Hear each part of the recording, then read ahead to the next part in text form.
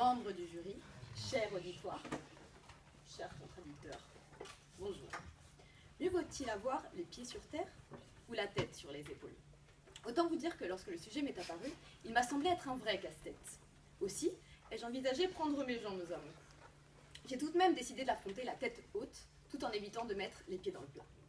Comme l'a dit le journaliste et écrivain américain Uther Thompson, la vie ne devrait pas être un voyage vers la tombe avec l'intention d'arriver indemne dans un joli corps bien conservé, mais plutôt un dérapage à toute vitesse dans un grand cri. Youpi!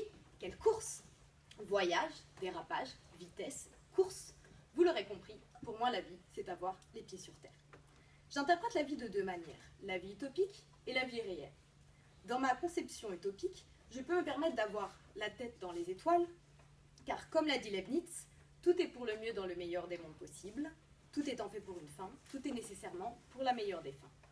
Dans ma conception réelle, la vie est comme une boîte de chocolat. On ne sait jamais sur quoi l'on va tomber. De ce fait, je dois garder les pieds sur terre, la tête froide, un revolver jusqu'à dans ma baignoire et un œil ouvert quand je suis dans mon lit. Moi, j'ai décidé de faire comme la France, d'adopter une conception mixte dans laquelle je garde les pieds sur terre tout en ayant la tête dans les étoiles. Mon contradicteur ici présent soutient qu'il est mieux d'avoir la tête sur les épaules. Il défendra qu'il est préférable d'avoir le sens et la conscience des réalités. Dans sa réalité, l'alcool monte à la tête, il faut être tombé sur la tête pour fumer, baiser c'est avoir le cul dans la tête, et être étudiant en droit c'est ne plus savoir où donner de la tête. Moi je dis qu'il est préférable d'être pragmatique et d'interpréter la vie comme elle est. Que l'on sait lâcher pied lorsque l'on boit, que l'on se fait les pieds lorsque l'on fume, que la baise, c'est prendre son pied, et qu'être étudiant en droit, c'est travailler d'arrache-pied. Mais est-il mieux d'avoir les pieds sur terre ou la tête sur les épaules? Tout d'abord, avoir la tête sur les épaules, c'est être normal. Tous les mammifères terrestres ont la tête sur les épaules. De la sorte, qu'est-ce qui nous distingue des animaux? Les pieds. Les êtres humains ont des pieds, tandis que les animaux ont des pattes. Dès lors, le pied est un pas vers l'humanité. Avoir la tête sur les épaules, c'est un signe d'équilibre et de stabilité. La tête est une sédentaire, elle est enracinée, stabilisée sur les épaules par les vertèbres cérébrales et assure le bien-être du corps. Or, lorsque cette articulation n'est pas en place, elle génère des troubles et des maladies multiples. A l'inverse, nous avons deux pieds pour nous maintenir en équilibre sur la terre. La terre est un support stable, peu importe sa définition. Partie solide du globe émergé, planète du système solaire, étendue de surface d'un terrain. Il est donc établi qu'avoir les pieds sur terre, c'est être équilibré et stable. Avoir la tête sur les épaules, c'est être lucide et raisonnable. Avez-vous déjà passé tout un week-end enfermé chez vous, seul devant votre télé, sans bouger de votre lit? C'est une expérience que je ne recommande à personne. Durant 48 heures, votre monde se limite à vos murs et votre seule fenêtre vers l'extérieur est votre écran HD.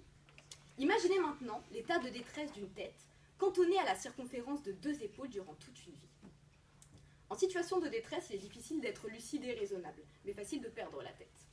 A contrario, lorsque l'on a les pieds sur terre, on se donne le choix de se trouver sur l'un de ces 510 65 700 km².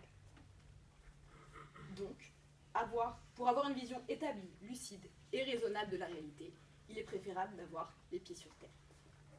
Je vous ai démontré, excusez-moi, donc comme le dit l'adage, il vaut mieux avoir la tête sur les épaules, être bien dans ses baskets, pour avoir les pieds sur terre. Je vous ai démontré qu'il est faux d'étayer qu'avoir la tête sur les épaules, c'est être stable et équilibré, lucide et raisonnable.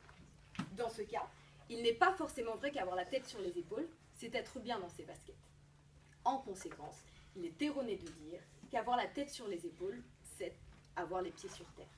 En revanche, les pieds disposent de la capacité de mouvement, ce qui leur permet de s'adapter à toute situation. Le pied marche, court, s'arrête, se lève, saute en cloche, retombe sur lui-même, traîne. Le pied peut être ferme, grand, athlète, pilote. Le pied peut même se reconvertir en marin lorsqu'il a décidé qu'il irait sur l'eau. Il est prouvé que la course à pied procure des bienfaits psychologiques.